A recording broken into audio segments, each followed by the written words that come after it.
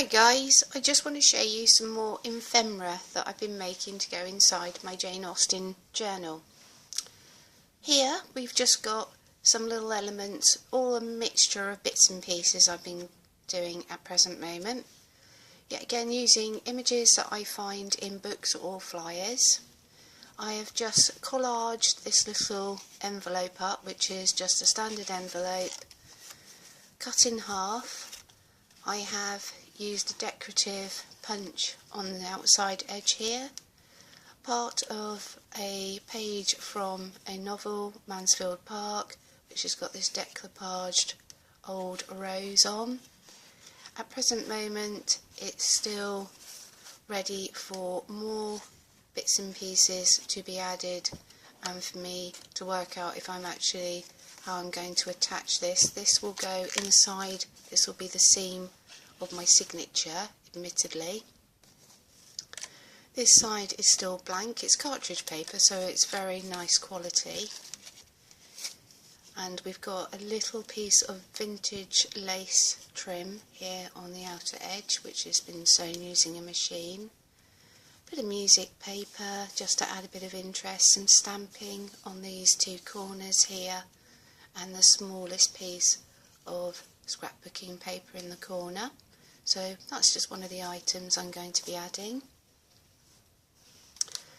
Taken from a Jane Austen book, I've added these fans just to add some interest. They do go in a tuck spot, which works quite nicely in one of my journal pages.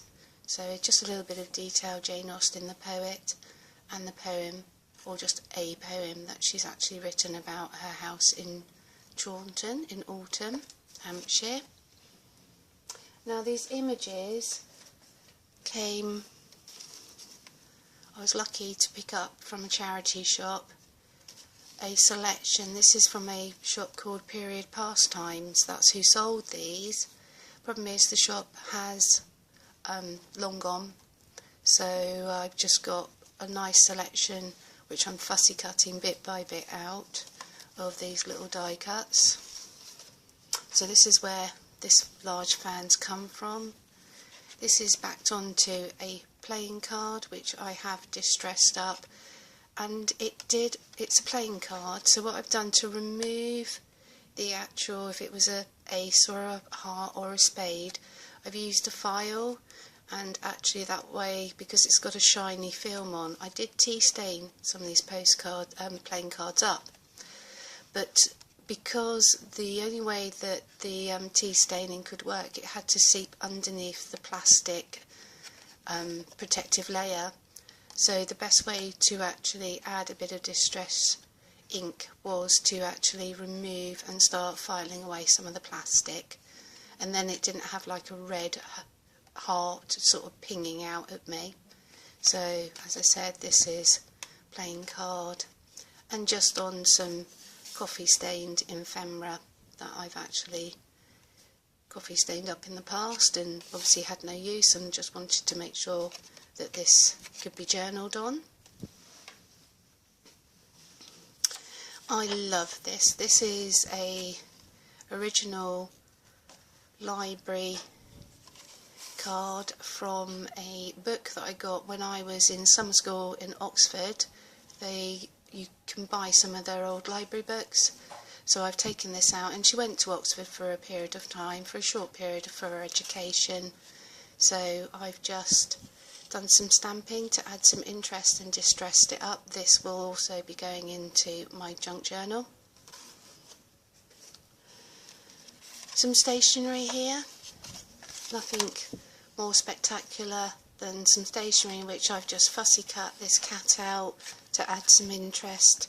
Excuse me. And this is an image that I've taken from those die cuts which just seem to work so well, so that'll be another journal tag. A stamp of my own that I recently found in a charity shop, which has been stamped onto some coffee backed paper, which I fussy cut round and just put it onto this pattern paper. A bit of my handwriting here explaining a little bit about Jane Austen, where she was born and her date. and this has come from a book which I've just scallop punched just to add some interest. And there's more stamping and coffee stained and lines there for journaling.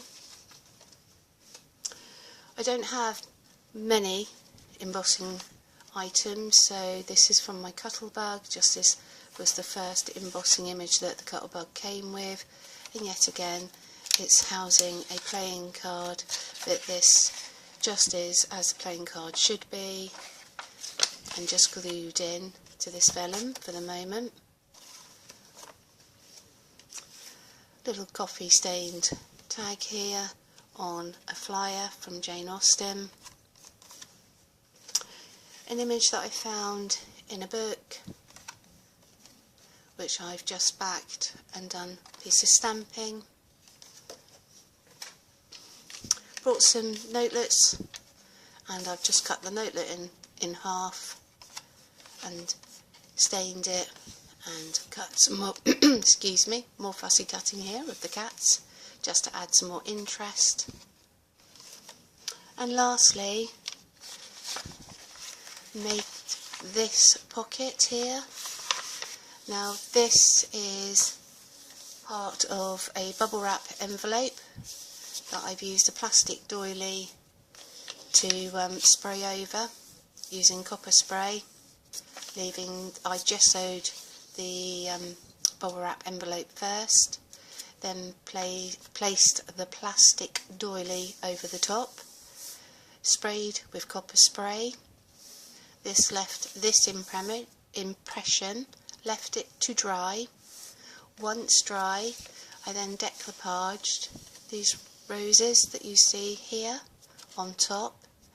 This is then a photocopy that I put the envelope under the photocopier, taken a copy, cut it down. Both sides are the same, distressed it with some vintage photo, and then using my sewing machine sewn up the edges, and this will then go into, let's see, my journal. This will be the centre of this signature, and then you will be able, I've distressed down the outer edges, and then this will be like a personalised pocket. Thanks guys yet again for watching. Hopefully I'll be uploading soon on more bibs and bobs for my junk journal, and I will hopefully speak to you soon. Bye bye.